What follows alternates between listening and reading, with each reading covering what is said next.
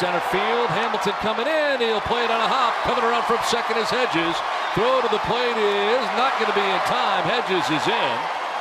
And the Padres take a 6-0 lead. Hedges going back to tag the bag just to make sure. He wasn't entirely sure if he touched the plate.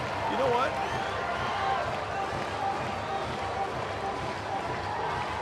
Couple of things there. Austin did go back, but the umpire signaled safe, right?